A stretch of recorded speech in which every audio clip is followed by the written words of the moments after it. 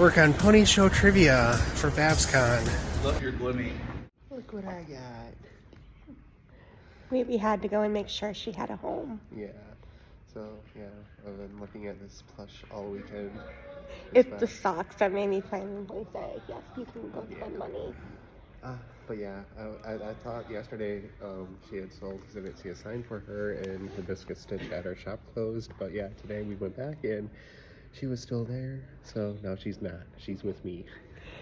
The sad thing is there's still a Rarity and a Fluttershy, and I'm just... Oh, I know. I know. We don't have enough room in our suitcases at this point. One of our bags is just gonna be filled with pony plushies. That's why I left half of it empty. Yeah. Because I figured, how heavy can these little ponies be? Mm-hmm. If I have to, I'll just start wearing all my clothes. Yeah. But yes, Zip and Starlight are gonna have to, like, I don't know where they're gonna travel, but... What do you mean? Her and Starlight, I don't want to do... I'm not putting these guys in a checked bag. Well, they can be in my purse, or... Yeah, or I don't know if they both can fit in the purse. Well, maybe one of them will have to, like, just hold be carried. them. Yeah. Or maybe the red suitcase. This one's not magnetic, though. No, it's not. No, she's out of the magnets. But what would Zip even be carrying? Comment below and let us know. You've had 2-time Emmy nominations. I'm a 2-time loser, proud of it, I like to say. Well, I think you've been 2-time, and if you didn't get the award, that's fine. Thank you. And let's see here, you've also been the author in the Avalon Magic web series with the book Cry of the Wolf in 2001. Under an assumed name, not by me, not by my choice. Apparently, I learned that a lot of these kids series are, and you gotta forgive me, I'm Italian, I have to use my hands or I can't speak, are written by what they call a company author, just either one person's name at the beginning, but more likely it's a completely fictional person. This was Rachel Roberts, who doesn't exist and who wrote all of those books. All those books. And I first heard of it as like the Hardy Boys, when they kept going with that, and written by dozens and dozens of people over the years, but the one name, oh yeah, Rachel Roberts is me. So an immense career with a lot of accomplishments. I'm old. I've been at this a long time. But given all the wonderful shows you made, very young at heart. Thank you very much, I'll take it. Now, as I understand it, you joined the MLP cast at the recommendation and reading of Amy Keating Rogers. I did, and it wasn't the cast. I wish it were, it was the writers. Yeah, Amy's the one who told me about it because she knew Lauren Faust from previous work, and I'm so glad she did. God, changed my life. Told me to meet with Lauren, who didn't explain the series to me right away because she was still developing it. She knew which characters she wanted to use, but we hadn't, I say we, it was really all Lauren, come up with the personalities and certainly the episode plots and things like that. And so when I first came in, I remember My Little Pony from the 80s, and wasn't that good? So I was thinking at the time, these were just gonna be shorts. And then when she said they were 22 minutes, I'm like, what are they gonna do, brush each other's hair for 22 minutes? How is this a show? You know? And then she sent me what they call the series Bible with lowercase b. It's a strange day to say that, but Happy Easter. Happy Easter, Happy Easter. It has all the descriptions for the advertisers and the writers of all the characters, the locations, anything that's important. Eventually the episode descriptions too. So I get to see her artwork for the very first time. Largely didn't change. The style was, as you know, was fantastic. And watching May the Best Pet Win, I'd forgotten their little smiley mouths at the end with their heads back. I love that. Yeah, that's probably one of my favorite looks. So yeah, I started writing early on before we knew who these characters were and how they interacted. Stop me if you've heard this one, but I initially thought of them as kind of limited. You know, is this going to be like the Spice Girls? We got Sporty Spice, we got this Spice, you know, Baby Spice for Pinky. But what's wonderful and continues to be is that they're not. You know, at first glance, they seem to be in a group photo, and for the people who are not familiar with the show, they'd say, oh, okay, I know which that one is, I know that one, that one, that one. And the fact that they're fully fleshed out characters, fully fleshed out female characters, has turned out to be fantastic. And all the shows I've written over the decades, they are the most realistic female characters I've ever written, and they're ponies. but in terms of having a wide range of emotion, it's not just the smart one and the sporty one and this one, the prissy one, the whatever. The reason is because there's so many of them. Usually if there's one female character in a show, she has to be all things to everybody. It's like if there's one black character in a show, they have to be all representative of everybody, which is ridiculous because people in this room are not the same, never mind us two sitting up here. But the fact that there's so many of them, we're allowed to have characters be nervous, not necessarily the best at everything that they do, whereas if there's one female character, she has to be the best pilot. She has to be, she can't show any negative attributes, or you're saying negative things about every female in the world ever. So just the fact that there are so many female characters made it more than a joy to write. It was groundbreaking in a lot of ways. Actually, I remember Power Rangers, they had sort of you had, say, Trini, who was the athletic karate one, Kimberly the more Yellow Trini, the Asian. Roger Jones, black. Believe me, all of us writing it were like, okay, really? Is this where we're going with this? But at the time, you've got to remember this is early 90s, and they should have known better, but it was still teetering on the edge of these kind of stereotypes. But they never did that again. Mm-hmm.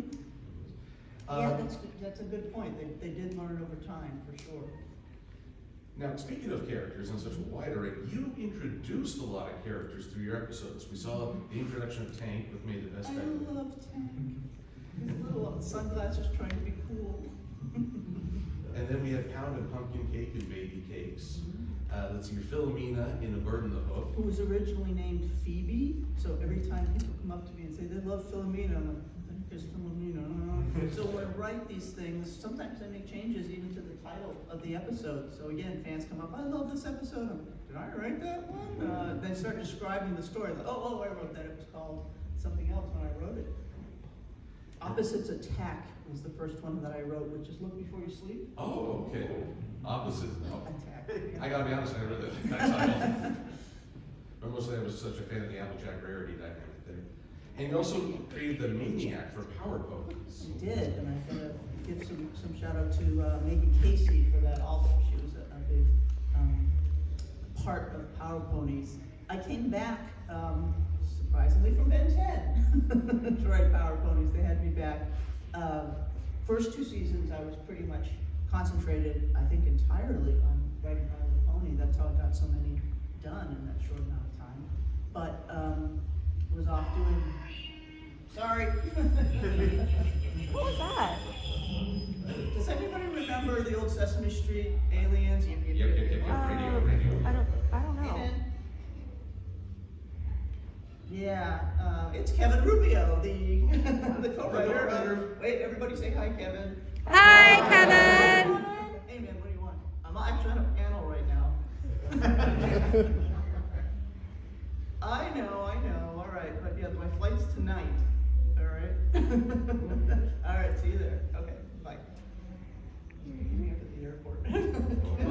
Please give them our thanks for such a wonderful song. Yes, I will, and so the two of us, actually Kevin wrote and helped with Suited for Success also. With his freaky knowledge of sewing, which is why, Fluttershy has a freaky knowledge of sewing, and that's what I told So Kevin. when she uses all those terms, That's Kevin, yeah. Yep. I always said that we were 50-50 on those songs, but Kevin said, that's more like 80-20, and okay. But for May the Best Pet win, I like to start with, in addition to what the song is supposed to be about, which was sort of a sales pitch kind of thing and a back and forth. something for Dan to have to write in his mind, something to write to. And I hadn't heard, again, freaky knowledge of sewing, freaky knowledge of musicals, history of musicals. So when I wanted to ask Kevin, I need a sales pitch, I need this back and forth. He would send me links to different musicals from history, different songs, and say, what about this, what about this? And we ended up with Rex Harrison from, why am I blanking? Dr. Dolittle. Yeah, and it was not a rip-off, but reminiscent. And then when Rainbow kind of has that interlude, there was a made for the internet, before YouTube had channels, short in 3 parts called Dr. Horrible's Sing-Along Blog. Remember that? Made during, I want to say, a writer's strike or something, where Joss Whedon, who created Buffy the Vampire Slayer, among other things, did this with his friends on the side while they had time, including Neil Patrick Harris, who stars in it. Well, interesting combination, and you can hear it in the song. It was, okay, we want this to be so many wonderful places, and Dr. Horrible Sing-Along Blog. A little bit like me writing Green Lantern and Pony at the same time. Don't get them mixed. Yeah, so that's Well, actually, Kevin's. I know what I wanted to say is that Kevin working uncredited, because I wrote the episode and then he just kind of contributed his freaky knowledge of these things. We were nominated for an Emmy, and so it was like, oh darn, Kev, we did too good of work. We're going to have to come clean and say that you helped out with these lyrics. Yeah, so moral of the story: don't do too well, right? No. Second Emmy nomination. The first one was Fairly Odd Parents for writing, which I wrote in Paris. Ooh. My late husband. We were both in Paris. That's where he asked me to marry him. But we're in the left bank in Paris, and that's where I got my Emmy. He was writing Justice League Heroes, the video game, at the same time, and I was writing this episode of Fairly Odd Parents. I'm like, clearly the lesson to be learned is if you want Emmy quality work out of me, you have to send me to Paris. You know, we're writers on the left bank. It was pretty cool for many reasons. Could we start a Twitter hashtag, send them to Paris? Yes. Or writers to Paris? Send all writers to Paris. I believe left bank is where it's at. I wanted to talk a little bit about your husband, if that's okay. That's okay. Fantastic writer for Justice League, iconic in his presentation of John Stewart Green Lantern. And you and Chris Cross worked on a John Stewart Hawk Girl story for the 80th anniversary comic of Green Lantern. Apparently, Chris Cross based the art on Terry Crews as a model. Yes, and when I was writing it, I thought and was told it was going to be the style of Justice League Unlimited. And so when including the characters themselves, Hawk Girl, I thought that this was going to be their relationship. And so if you read that story out of the 80th anniversary, I don't remember how many pages, but it's a hefty size, Green Lantern.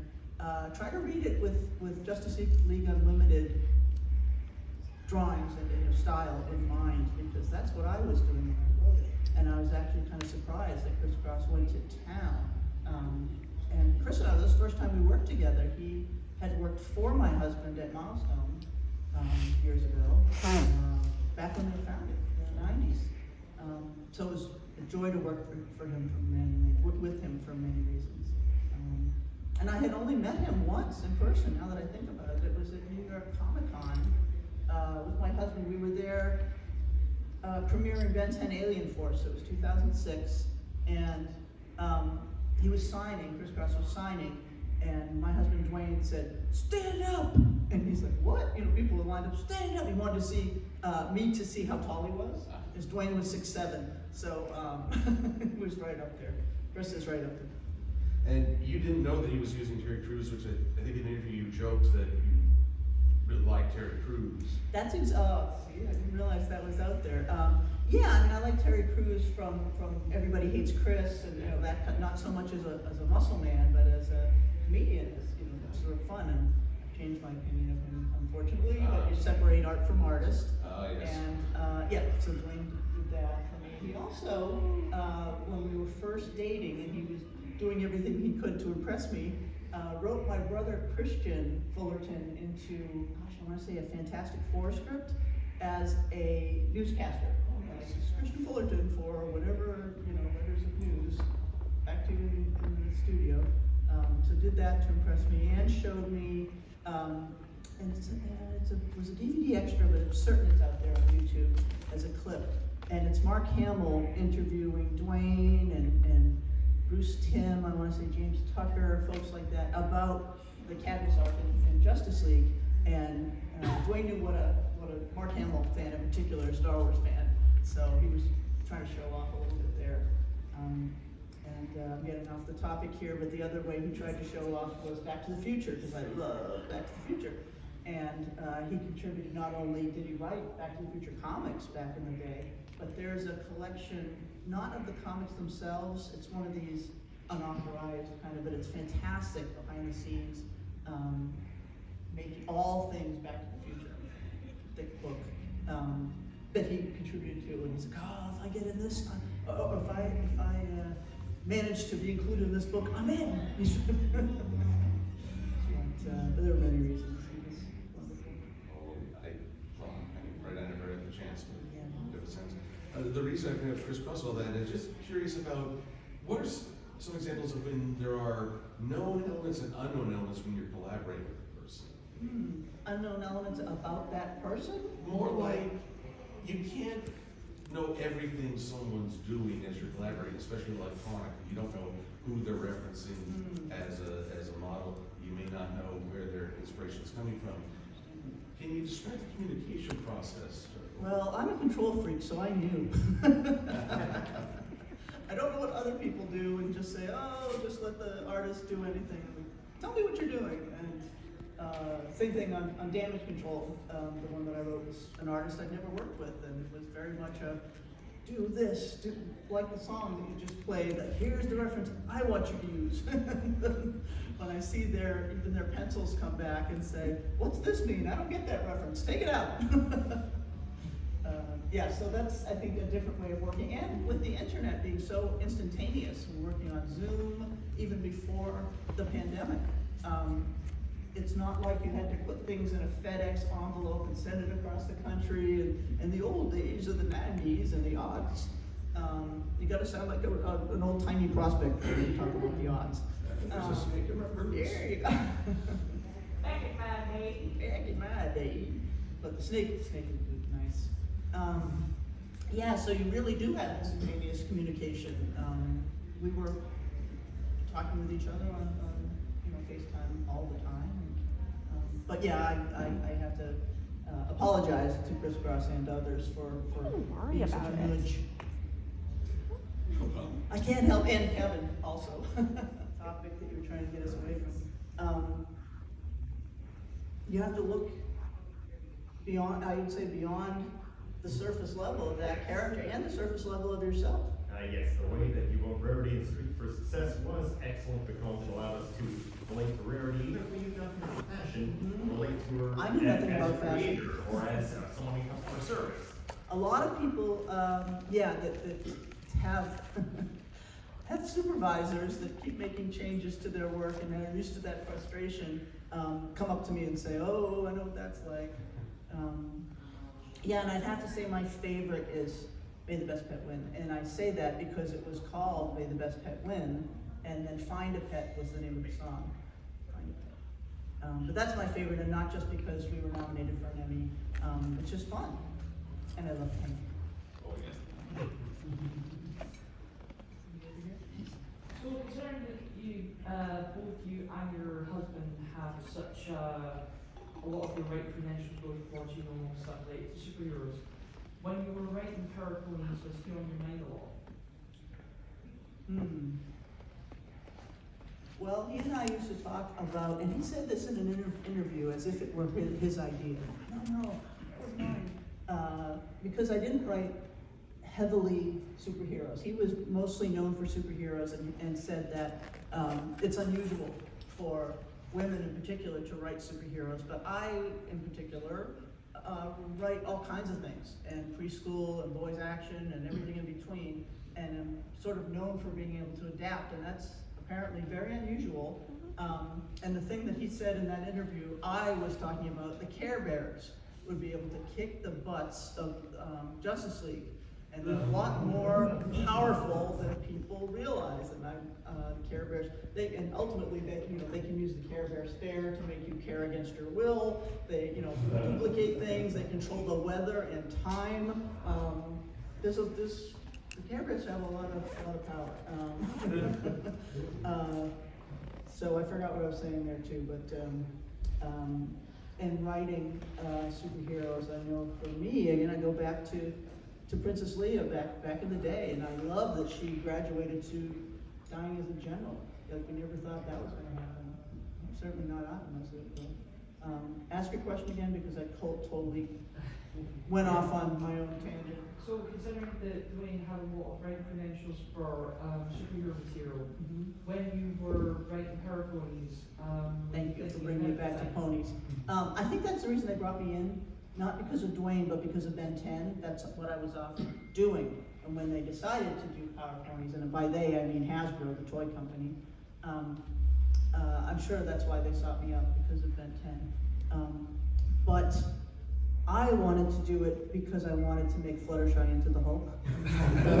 Particularly, like if they had changed that, and they did change the others from what I wanted their powers to be, but if they had changed Fluttershy, then I would have been like, I'm out. Or the original.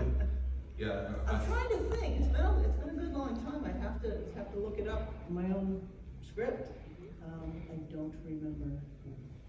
Would it violate an NDA if you perhaps tweet out the original? Might have tweeted out the original. Ooh. Yeah. I say that, although I've been banned from Twitter because I was impersonating Elon Musk. So I purposely got myself banned. Just recently, like a couple of weeks ago, I quietly rejoined Twitter, just because I miss my friends. Well, there you go. Yeah. Well, if you can, I'm sure the pony fandom would seize on this instantly and dream about alternate heroes. Anybody who's writing an article in any kind of fandom websites approaches me, we'll do it there instead of Twitter. Oh. You know what I mean? I'm still anti-Twitter. Oh, well, very good.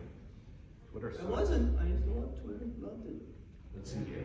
I think we saw another Oh, hand. yeah, I was just gonna comment on going back to Students for Success. That was up until that episode, I had kind of written Rarity off, and that was kind of like a turning point for me. And now, she became one of my favorites out of the main six. And Fantastic. yeah, and that episode I think was a turning point for me. And especially the song, I love that the song just takes up so much of the episode, but it just fits so well. So I love it. Well, the Find a Pet song, May the Best Pet Win, is it's the entire first act. Right. The first act is the Sondheim musical. Yeah. And when I wrote the script, I actually left the first act out and just said, describing what's going to be happening, and then just jumped to the second act. And they were worried. And Rob Renzetti said, you can't turn in a script this way with just this giant blank. I'm worried. It's all cool. You gotta trust me. Yeah. Oh, I'm glad to hear that, though. I love the played a lot. callback myself. Oh, yeah, Not the so much the reprise. setup song, the fact that I got to do, her sort of mental breakdown there. The Power Ponies episode was a fan favorite. Was there any talks of revisiting that at some point in the future? That's a Megan Casey question. I was never approached about bringing it back, but that doesn't mean they didn't have those discussions. Like I said, I was gone by then, and was brought back to do that fourth season, but then I just went back to Ben 10.